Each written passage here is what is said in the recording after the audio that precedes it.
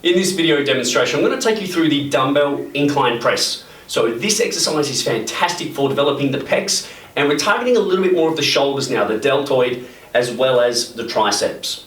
Now, with this exercise, the level of incline that you perform this exercise at will have a bearing on the difficulty and the muscle groups used.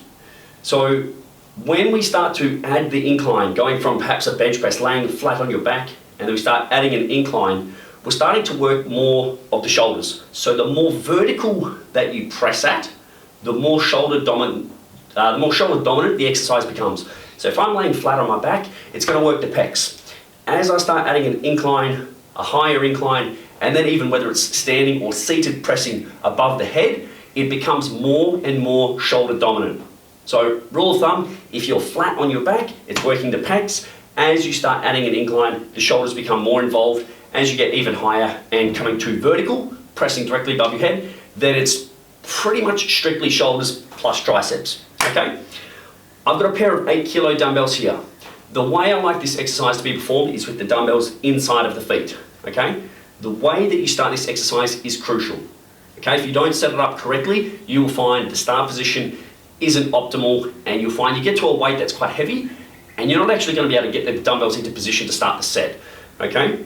So dumbbells are on the floor, grab one, stand it up vertically on your thigh, and then use this weight to bring the other one up. So I leverage this one to bring up the second. From here, I'm going to use my knees or my legs to kick the weights up and help me press overhead. So I brace my abs, 1, 2, up they go. So in this position, my arms are vertical, I have a nice tight grip, and my wrist is angled at 45 degrees. From here, I take a big breath in, tighten my abs, pull the elbows down towards the floor, press overhead.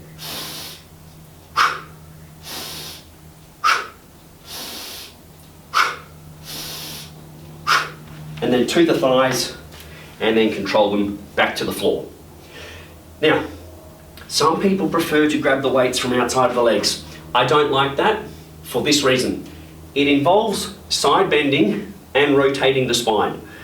At 8 kilos, I'm pretty safe. But if I'm starting to lift really heavy, if I'm doing 5 reps, 4 reps, 3 reps, 2 reps, and I'm going quite heavy, this is putting unnecessary strain on the spine. So doing this one, and then having to try and do this one, it's unneeded, and we're putting stress on the spine that we can eliminate just by having the weights inside of the feet, like so. All right? So that's from a front view. I'm going to show you from a side view as well, and this will help you understand the incline that I was referring to. So, this is an adjustable bench. If you lay flat on your back, like I said, we're working pecs. If I bring it up to the first notch, it's targeting a little bit more shoulders. Second notch, even more shoulders, less pecs. Going here, you can start to see it's getting quite upright. It's almost vertical. There, and even there. I wouldn't actually press from this position because it almost feels like I'm kind of angled forwards. But you can see this one here would be more like a shoulder press. So in terms of what angle should you position the bench, about here or here, roughly 45 degrees, give or take. All right? I like this angle here for me. Now, I'm going to show you the kick-up method with a heavier weight so you can kind of see what I mean about using the legs and also about having the weights on the inside. So, if I grab a pair of 15 kilos off the rack, I can use 2 hands to bring one up, and then I press into the or into the dumbbell side to bring the other one up. Get your abs tight before you roll. Roll, use the knees to help press, and they're already up overhead. Because what a lot of people do is they try to do this. And they try to strain to get the weights above the head. When it gets heavy, you're not going to be able to get them above your head. So you keep your arms as straight as you can, get your abs tight, and let your legs do the work. You can see me, I kick my knees up. I'm letting my legs do the weight, or do the work, so I can get the weights above my head. Control the down, strong press.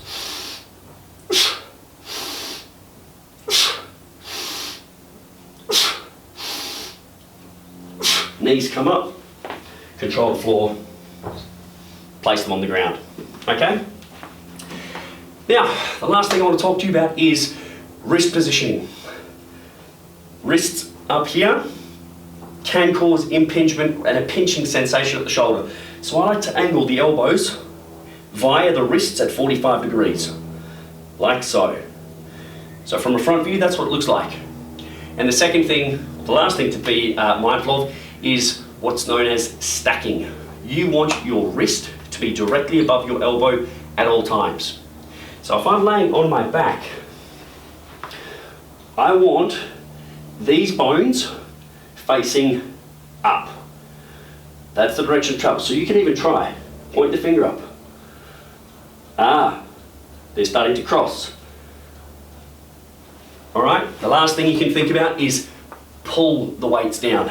You're nice and tight, rock solid.